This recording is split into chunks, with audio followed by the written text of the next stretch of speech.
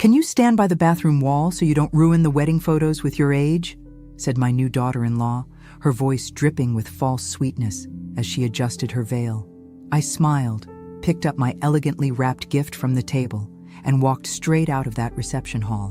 When they discovered what was inside that box, the phone calls started coming at 3 in the morning and haven't stopped since. If you're watching this, subscribe and let me know where you're watching from. Now, before you start thinking I'm just another bitter mother-in-law, let me back up and tell you how we got here.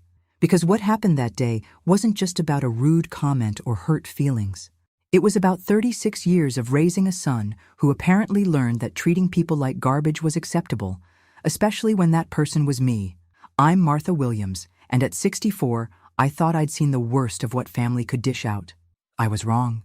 The wedding was supposed to be the happiest day of David's life. My son, my only child, marrying Brittany Peterson, a marketing executive with perfectly white teeth and an even more perfectly calculated smile. I'd spent months helping plan this event, writing checks for flowers, catering, and photography while living on soup and crackers to make my Social Security stretch. But standing there in my modest dress, the nicest thing I owned, listening to Brittany explain how my 64-year-old appearance would somehow taint their precious photographs, something inside me finally snapped. Not the crying, begging, pleading kind of snap, the quiet, dangerous kind. You see, 3 weeks earlier, my entire world had changed in ways no one knew about. But we'll get to that.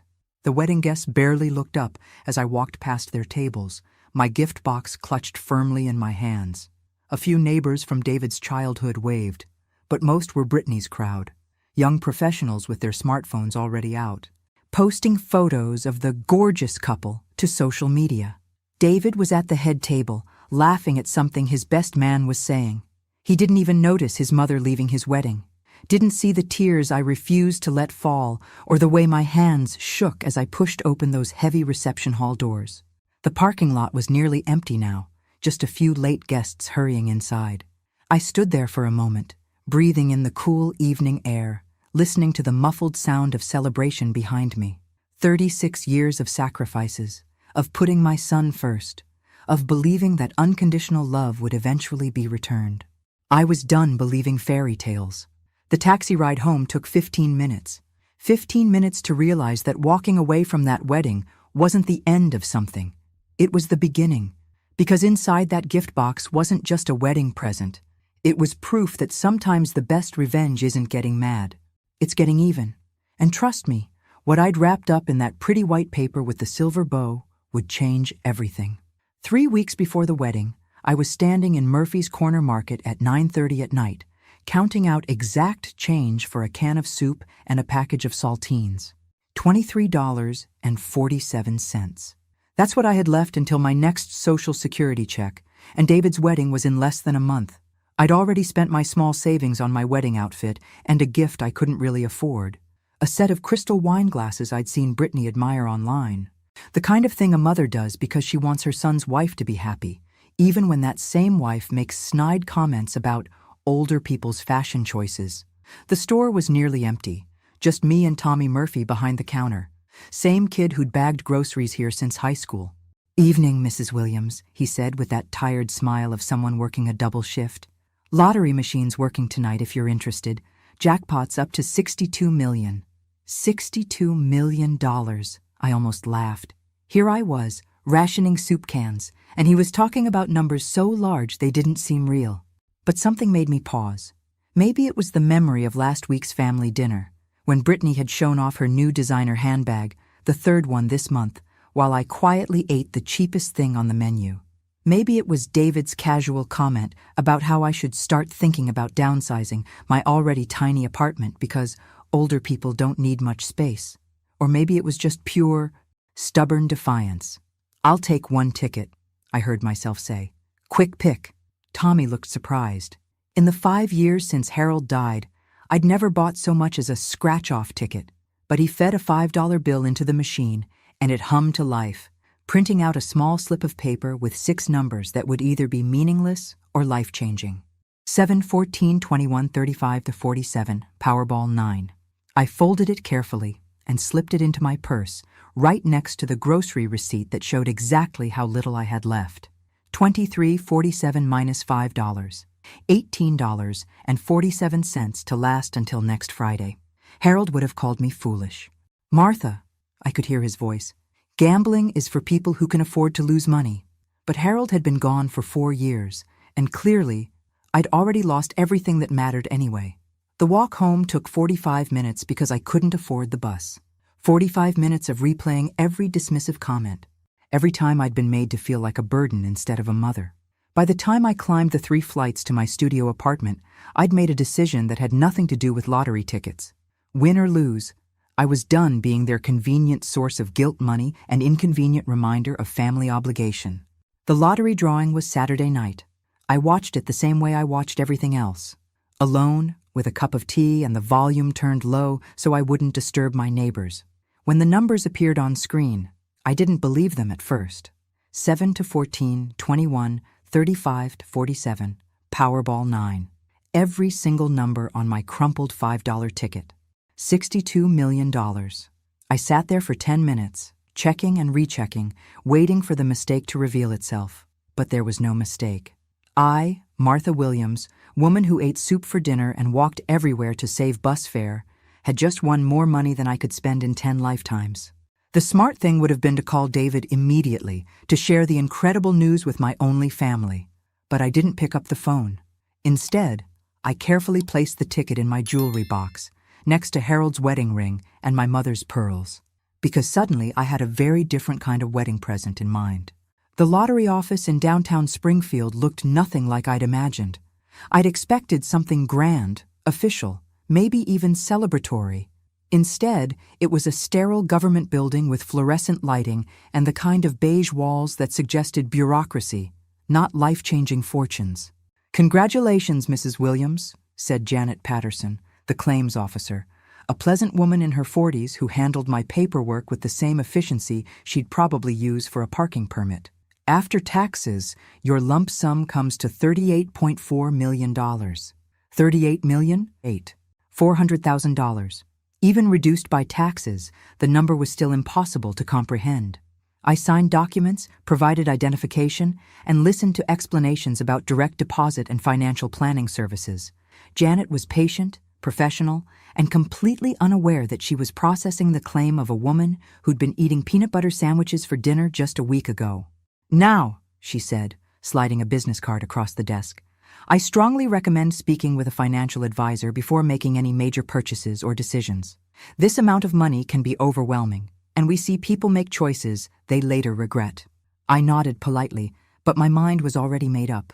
I'd had 4 sleepless nights to plan exactly how I wanted to handle this windfall, and overwhelming wasn't the word I'd use. Liberating was more accurate. My first stop was Westfield Financial, where I opened accounts and arranged for electronic transfers. My second stop was Henderson Real Estate, where I'd spotted a "for sale" sign that had caught my attention during my long walks around town. The oceanfront property on Lighthouse Drive? Beverly Henderson raised her eyebrows when I mentioned my interest. "Mrs. Williams, that's a very expensive piece of real estate. The asking price is $2.8 million. I'd like to see it today, if possible." Beverly's demeanor shifted when I mentioned I was a cash buyer. Suddenly, the showing was immediately available, and her assistant could drive us out to the coast right away. The house was everything I'd dreamed of during those years of penny pinching. A sprawling contemporary home with floor-to-ceiling windows overlooking the Atlantic, 3 bedrooms, 2.5 baths, and a wraparound deck where you could watch the sunrise over the water. It had been on the market for 8 months, Beverly explained, because most buyers needed financing, and the sellers were motivated. "I'll take it," I said, standing on that deck, listening to the waves crash below. "Full asking price." Beverly blinked. "Don't you want to have it inspected? Get an appraisal? Look at comparable sales in the area?" "No need. I want to close as soon as possible." While Beverly handled the paperwork for what she kept calling the fastest sale in company history, I made 3 more stops. First, to Johnson Toyota, where I bought a reliable, sensible Camry. Nothing flashy, just dependable transportation. Then to Miller's Furniture, where I arranged for the basic necessities to be delivered to my current apartment and to the beach house once it was ready. Finally, I went to Pinnacle Bank, where I had them prepare a cashier's check for $3 million, payable to David and Brittany Williams. "This is quite a large amount," the bank manager said, triple-checking my account balance. "Are you sure about this?" "Absolutely certain."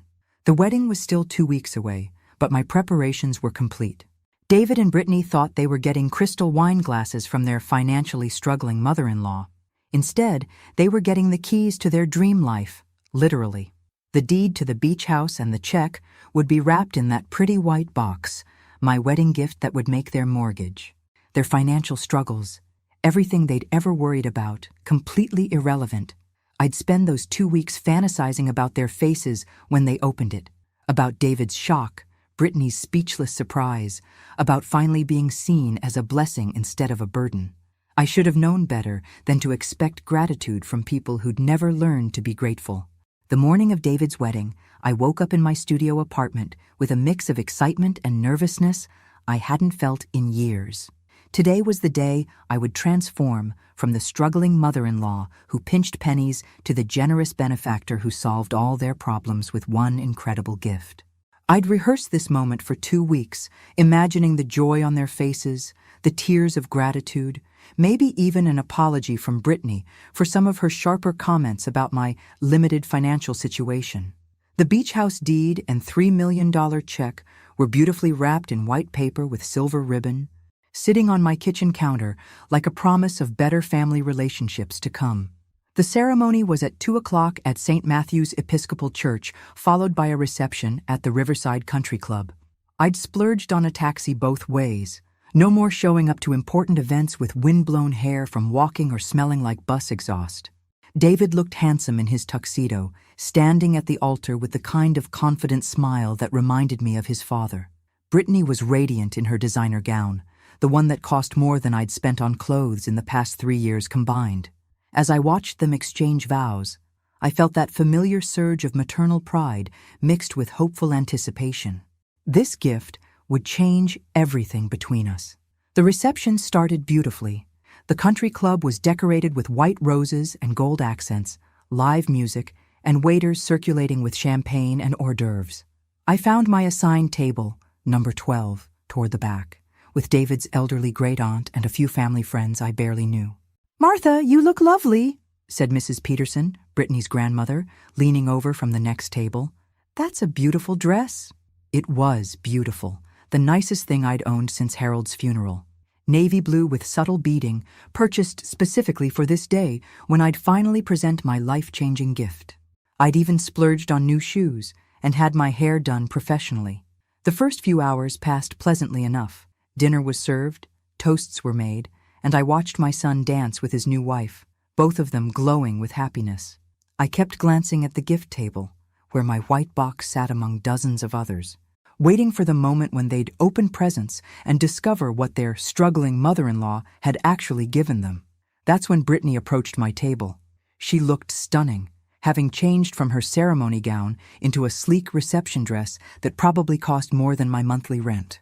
Her smile was picture-perfect as she bent down to speak to me. "Martha, could I ask you a tiny favor?" "Of course, dear. Anything for you on your special day. The photographer wants to take some family photos by the main entrance, and the lighting there is just perfect. But the thing is," she paused, her smile never wavering, "could you stand by the bathroom wall instead? I mean, with your age and everything, we're trying to keep the photos looking young and fresh for social media. You understand, right?" The words hit me like ice water. Around the table, conversation stopped. Mrs. Peterson's fork paused halfway to her mouth. Great Aunt Helen actually gasped. But Brittany's smile remained perfectly in place, as if she just asked me to pass the salt instead of essentially calling me too old and ugly for her precious photographs. "I understand perfectly," I said, my voice steady despite the humiliation burning in my chest. I stood up, walked to the gift table, and picked up my white box with its silver ribbon. Then I walked past the shocked faces, past the photographer setting up by the entrance, past my son who was adjusting his tie and completely oblivious to what had just happened. I walked out of that reception hall carrying the keys to their dream house and $3 million in cash. And for the first time in years, I felt absolutely powerful. The taxi driver kept glancing at me in the rearview mirror during the 15-minute ride back to my apartment. I suppose it wasn't every day he picked up a wedding guest, carrying a gift box, and leaving before the cake was cut. "Everything okay, ma'am?" he asked as we pulled up to my building. "You sure you don't want to go back?" "I'm exactly where I need to be," I told him, and meant it. Back in my studio apartment, I sat in Harold's old chair, the one piece of furniture I'd kept when I'd had to sell the house, and placed the unopened gift box on my coffee table. Inside were the deed to a $2.8 million oceanfront home and a check for $3 million. Outside that box was a daughter-in-law who thought I was too old and decrepit to appear in her wedding photos. The irony was almost funny. Almost. I made myself a cup of tea and waited. It was 8:30 when my phone first rang. "Mom?" David's voice sounded strained, confused. "Brittany said you left early. Are you feeling okay? Did something happen?" "I'm feeling better than I have in years, actually. But you missed the cake cutting, the bouquet toss, all of it. People were asking where you went." I sipped my tea, looking at that white box. I'm sure they were. "Mom, what's going on? You're being weird." Weird. 36 years of raising him, 4 years of being their emergency bank account and expressing the slightest independence made me weird. "David, did your wife explain why I left?" There was a pause. "She said you seemed upset about something, but she didn't know what. She feels terrible, Mom. She's worried she did something wrong. She feels terrible. She's worried. But apparently, she hadn't mentioned the part about banishing me to the bathroom wall so I wouldn't contaminate their photographs with my advanced age of 64. Tell Brittany not to worry. I'm sure she'll understand everything soon enough." "What does that mean?" "It means you should go enjoy your honeymoon, David. Congratulations on your marriage." I hung up before he could respond. The phone rang again 20 minutes later. This time it was Brittany, her voice honey-sweet with artificial concern. "Martha, I'm so sorry if I did something to upset you tonight. You know how crazy wedding days are. Everything happens so fast, and I just hate to think—" "Brittany," I interrupted gently, "did you ask me to stand by the bathroom wall so I wouldn't ruin your photos with my age?" Silence.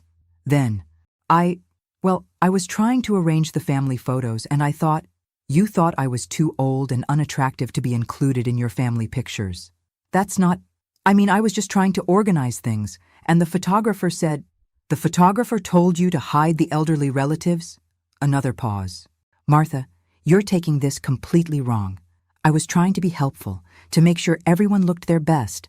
I looked my best tonight, Brittany. I spent money I couldn't afford on a dress, shoes, and professional hairstyling so I'd be presentable for your special day. Apparently my best wasn't good enough." "Martha, please don't be so sensitive. It was just about the composition of the photos, not about you personally." Sensitive. There it was. The word that had followed me through 4 years of widowhood, every time I'd expressed hurt or disappointment at their treatment. Too sensitive when they forgot to invite me to David's birthday dinner. Too sensitive when they canceled Christmas plans at the last minute. Too sensitive when Brittany made comments about people on fixed incomes needing to adjust their expectations. "You're absolutely right," I said calmly. "I am being too sensitive. Thank you for the reminder." "So you understand? And you'll come to the gift opening tomorrow? We're doing it at our place around noon." The gift opening, where they'd unwrap their crystal wine glasses and probably make some polite comment about how thoughtful I was before moving on to more expensive presents from other relatives. "I wouldn't miss it," I said. Because I wouldn't. I had 38 million reasons to be there. Sunday afternoon, I stood outside David and Brittany's rental house holding a different gift. A small box containing a key and a folded piece of paper. The original white box with the deed and check was safely locked in my bedroom closet, where it would stay until I decided what to do with it.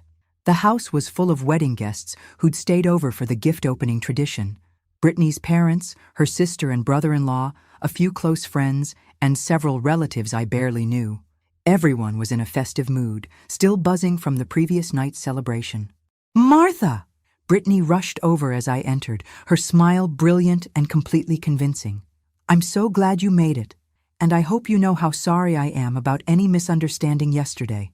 Wedding stress, you know how it is." "Of course, dear. Think nothing of it." We settled into the living room, where gift boxes and bags covered every surface. David and Brittany took turns opening presents, while someone kept a list for thank you notes. Expensive kitchen appliances, crystal stemware, artwork, luggage, the kinds of things young professional couples received from their well-off families and friends. My original gift, the crystal wine glasses, was received with appropriate enthusiasm. Brittany held them up to the light, praising their quality, while David nodded approvingly. "Thanks, Mom. These are beautiful." They were beautiful, and they'd cost me nearly 2 weeks' worth of grocery money. "Actually," I said, standing up, "I have one more gift for you both." I handed over the small box I'd prepared that morning. David looked surprised. It wasn't like me to bring multiple gifts, given my limited budget, but he opened it eagerly. Inside was a single key attached to a keychain and a folded piece of paper. David held up the key, looking puzzled. "What's this to, Mom?" I cleared my throat. "It's the key to my new apartment. The address is on the paper." The room fell silent. David unfolded the paper and read it, his confusion deepening. "Ocean View Towers, Unit 4B. Mom, that's the expensive high-rise downtown. How did you—" "I used some life insurance money Harold left me. Money I'd been saving for an emergency. Not technically a lie. Winning the lottery definitely qualified as an emergency of sorts. I realized after yesterday that I needed to start thinking about my own future, my own living situation." Brittany's smile was looking strained. "That's wonderful, Martha. But why are you giving us the key?" "Because I want you to see it before I move in next week. It's a 2-bedroom unit on the 4th floor, ocean views, modern kitchen, in-unit laundry. I thought you might like to visit sometime." The implications hung in the air. David's expression was shifting from confusion to something that might have been concern or possibly calculation. "Mom, how much did this cost?" "More than I probably should have spent, but I'm tired of living paycheck to paycheck. I decided I deserve something nice for my golden years." Brittany's sister, Kelly, was the first to break the uncomfortable silence. "Good for you, Martha. It sounds lovely." But David and Brittany weren't looking at Kelly. They were looking at each other with an expression I recognized from 4 years of being their personal ATM. The look that said they were rapidly calculating what this meant for their own financial expectations. "So, you used all of Dad's life insurance?" David asked carefully. "A significant portion of it, yes. What I didn't mention was the other apartment key in my purse, the one to the beach house that should have been theirs, the one that came with a $3 million check and a mother-in-law who'd been willing to give them everything. Instead, they'd get crystal wine glasses and the knowledge that their emergency bank account had just closed permanently." "Well," Brittany said, her voice a little too bright, "I think that's just great. Really, independence is so important." I smiled and settled back into my chair to watch them open the rest of their gifts. Because the best was yet to come. Moving day arrived with professional movers, expensive furniture, and my son standing in my new apartment lobby looking like he'd seen a ghost. I hadn't expected him to show up, but there he was at 8 in the morning, holding 2 cups of coffee and wearing the expression of someone trying to solve a puzzle. "Mom, we need to talk." Ocean View Towers was everything I'd told them it would be. Luxury high-rise living with concierge service, a fitness center, and apartments that cost more per month than most people's annual salaries. My 4th-floor unit had floor-to-ceiling windows overlooking the harbor, granite countertops, and enough space for the life I'd always wanted but never thought I could afford. "Nice place," David said, looking around as movers carried in furniture that clearly hadn't come from my old studio apartment. "Really nice.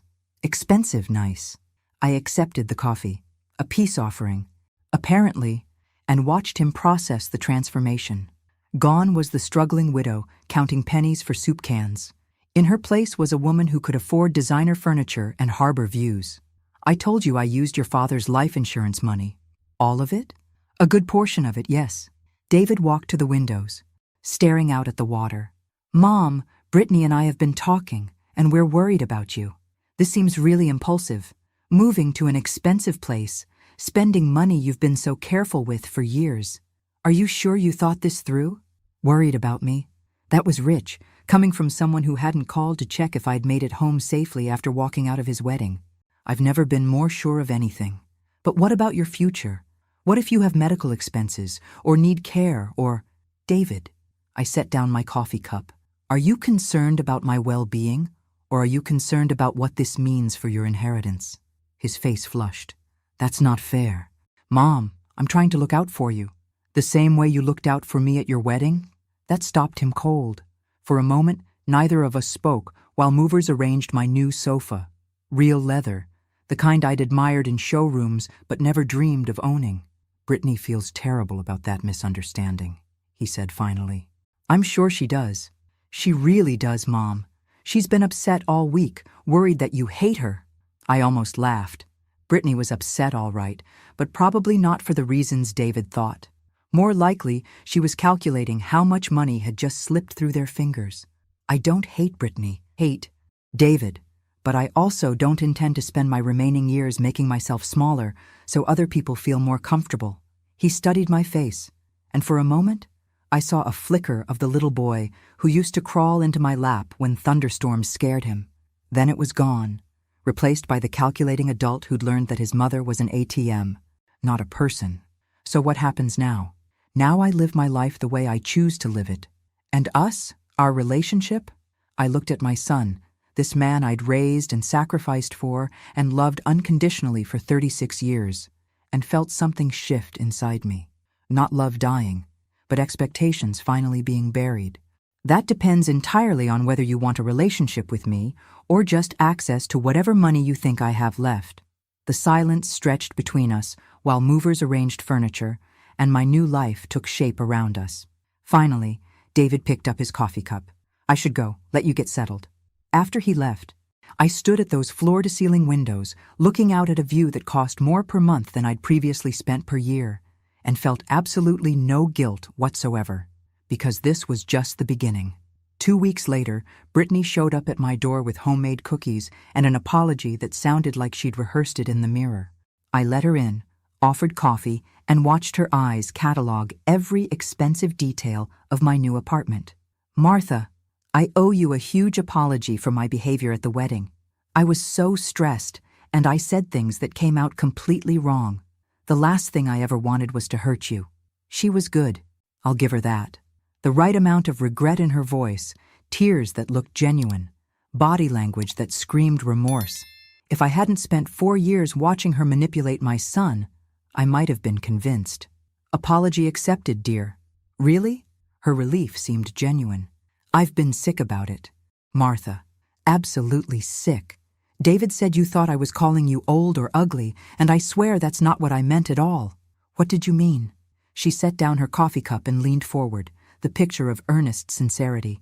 I was trying to arrange people by height for the photos. You know how photographers are about composition. I thought if the shorter people stood in one area and the taller people in another, by the bathroom wall. Well, yes, but only because the lighting was better there. Not because of your age or anything like that. I would never. I held up a hand. Brittany, you don't need to explain. What's done is done. But she wasn't finished. This was clearly a prepared speech, and she was determined to deliver every word. The thing is, Martha, I realize my words might have sounded hurtful, even though that wasn't my intention. And I want you to know that I consider you family now. Real family. Which is why David and I have been talking. And we'd love to have you over for dinner this weekend. Just the 3 of us, so we can really talk and clear the air. Dinner, at their house, where they could pump me for information about my sudden financial upgrade without witnesses. That's very thoughtful. Saturday night? I'll make that pot roast you complimented at Easter. I'd complimented it because I was trying to be polite, not because it was actually good. Brittany's cooking skills were as artificial as her apologies. I'm afraid I have plans Saturday night. Oh, she looked disappointed. What about Sunday then? I'm busy Sunday as well. Next weekend? Brittany, I appreciate the invitation, but I'm finding that my calendar is quite full these days. That wasn't entirely true. I spent my evenings reading, walking on the harbor promenade, or sitting on my balcony watching boats come and go. But for the first time in years, my solitude felt like choice rather than abandonment. Full with what? The question slipped out before she could stop it, revealing the real reason for this visit. She wanted to know what I was doing, where I was going, who I was spending time with, and most importantly, who else might have access to whatever money I'd mysteriously acquired. Various things. I'm exploring my options. What kind of options? I smiled and stood up, the universal signal that a visit was over. Thank you for the cookies, Brittany. They're delicious. She gathered her purse, clearly frustrated that her fishing expedition hadn't yielded any useful information. At the door, she turned back with one more attempt. Martha, you know David loves you so much. He's worried that this rift between us is hurting your relationship with him. There's no rift. Brittany, there's just clarity. After she left, I ate one of her cookies, store-bought, despite her claims of homemade, and watched the harbor lights twinkle in the distance. 24 days until they'd realize exactly how much clarity I'd gained, because the beach house closing was scheduled for next month. And when it did, everything would become crystal clear. The private investigator's report arrived on a Tuesday morning, delivered by courier to my apartment. I'd hired Rebecca Chen the week after Brittany's visit, partly out of curiosity and partly out of self-preservation. If they were digging into my finances, I wanted to know what they might find. The report was thorough and enlightening. David and Brittany had indeed hired their own investigator to trace my sudden wealth. They'd discovered the new apartment, the car purchase, and the furniture upgrades. What they hadn't discovered was the lottery ticket or the beach house purchase. More interesting were the financial details Rebecca had uncovered about their own situation. Despite David's recent promotion and their comfortable lifestyle, they were living paycheck to paycheck. Credit card debt, student loans, and a mortgage that consumed nearly half of David's income. They'd been counting on my eventual death to solve their financial problems. The phone calls had started 3 days ago, subtle at first. Mom, I was wondering if you'd looked into long-term care insurance. At your age, it's probably getting expensive. Have you updated your will recently? With the apartment and everything, you should probably review your beneficiaries. Brittany mentioned that her grandmother had a great financial advisor who specializes in retirement planning for seniors. Maybe you should talk to someone professional about managing your assets. Assets? Beneficiaries? Long-term care insurance? They weren't even trying to be subtle anymore. This morning's call was David again, his voice carrying that forced casualness I'd learned to recognize over the years. Mom, I hate to bring this up, but our investigator friend mentioned that someone might have won the lottery recently. Someone local. Isn't that crazy? Can you imagine suddenly having all that money? My coffee cup paused halfway to my lips. Investigator friend? Oh, you know, Jake Morrison from high school. He's a private investigator now. We were just talking, and he mentioned this lottery thing. Weird coincidence, right? They knew. Maybe not everything, but they knew enough to be asking the right questions. Very weird, I agreed. The thing is, if someone did win that much money, they'd probably want to be careful about who they told. You know how people can get when there's that much cash involved. Friends, family, everyone suddenly needs help with something. The irony was breathtaking. My own son was warning me about family members who might take advantage of lottery winners. That's very wise advice, David. So, hypothetically, if you knew someone who'd come into money suddenly, you'd tell them to be really careful about who they trust, right? Absolutely. I'd tell them to be especially careful about family members who'd already shown they view them as a source of money rather than a person worthy of respect. Silence on the other end of the line. Mom, what are you saying? I'm saying that if someone won the lottery, they'd probably want to make sure their gifts went to people who appreciated them for reasons beyond their bank account balance. Are you... Mom? Did you win the lottery? I looked out my harbor view windows at the life I'd bought with my winnings. Then, at the beach house deed sitting in my desk drawer, the deed that should have been their wedding present. I think this conversation has gone on long enough, David. Mom, wait. I hung up and turned off my phone, because tomorrow was the day I'd been waiting for. Tomorrow, the beach house purchase would be finalized. The $3 million check would be deposited, and my preparations would be complete. Tomorrow, I'd give them exactly what they deserved. The beach house was everything I'd dreamed of, and more. Standing on the wraparound deck at sunrise, watching dolphins play in the waves beyond my private beach, I understood why people said money couldn't buy happiness. It couldn't, but it could buy freedom from people who made you unhappy. I'd been living here for a week, having quietly moved my most important possessions while keeping the downtown apartment as a decoy. Let David and Brittany drive by Ocean View Towers, looking for signs of my daily routine. Let them wonder how often I was home, who I was seeing, what I was planning. My phone had been buzzing constantly since our last conversation. Calls, texts, voicemails that grew increasingly desperate as they realized I wasn't answering. Finally, yesterday, Brittany had shown up at the downtown apartment. According to the doorman, who'd been well compensated for his discretion, she'd waited in the lobby for 3 hours. This morning, she tried a different approach. The text message was a masterpiece of manipulation. "Martha, David is in the hospital. Please call immediately." I called the hospital directly. No David Williams admitted. No emergency room visits. Nothing. So I called her back. "Martha, thank God. David collapsed at work and they rushed him to Springfield General. Can you meet us there?" "Brittany, I just called Springfield General. David isn't there." Silence. Then, "Well, maybe they transferred him. Or maybe I misheard the name of the hospital in all the confusion." "David isn't in any hospital, Brittany." More silence. "We need to talk, Martha. Face to face. There are things you don't understand." "Such as?" "Such as the fact that you winning the lottery affects more people than just you." There it was.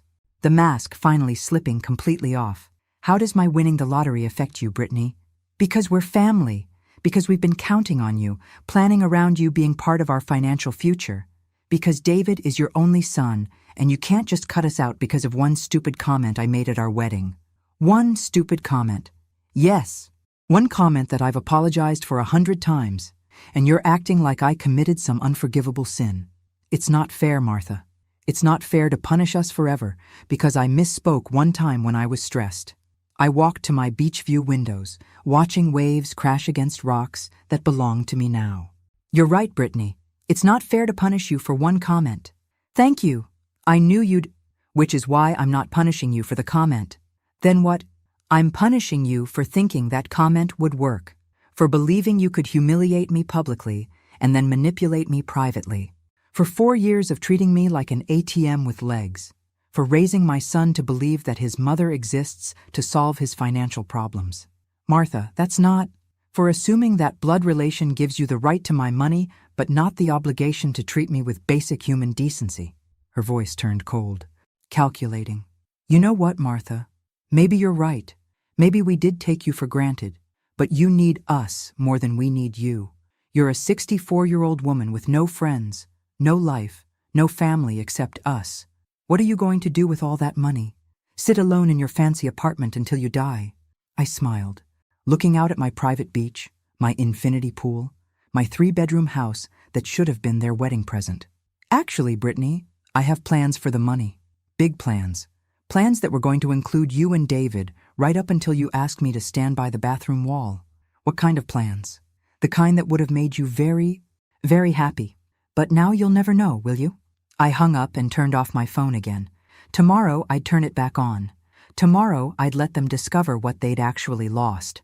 But tonight I was going to sit on my deck, drink wine that cost more than their monthly mortgage payment, and watch the sunset over the ocean that belonged to me. The final call came on Saturday morning at exactly 9 a.m.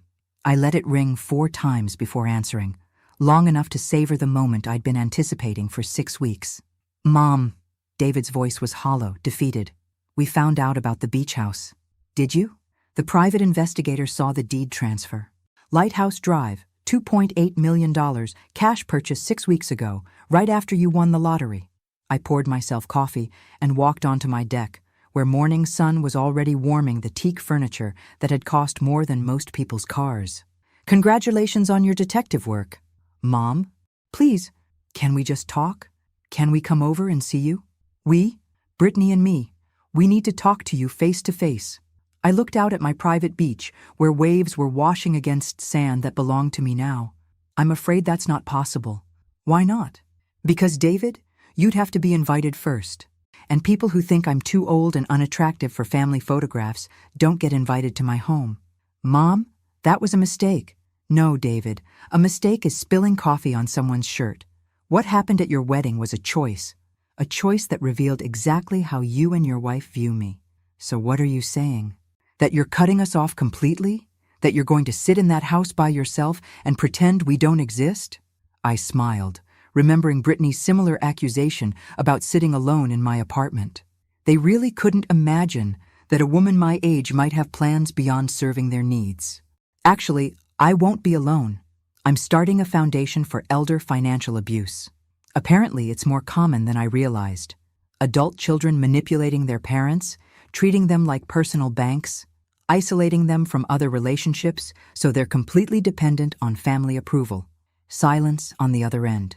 I'm also thinking about writing a book, about what it's like to win the lottery at 64, about the relationships that change when money enters the picture, about learning to set boundaries with adult children who've forgotten how to be grateful. Mom, but here's the truly interesting part. Truly, David, want to know what your wedding present was actually going to be? What do you mean? I walked to my desk and pulled out the original gift, the white box with silver ribbon that I'd carried out of his wedding reception.